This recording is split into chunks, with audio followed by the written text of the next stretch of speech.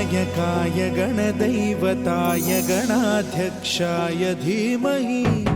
गुणशरीराय गुणमण्डिताय गुणेशानाय धीमहि गुणातीताय गुणाधीशाय गुणप्रविष्टाय धीमहि एकदन्ताय वक्रतुण्डाय गौरीतनयाय धीमहि गजेशानाय भालचन्द्राय श्रीगणेशाय धीमहि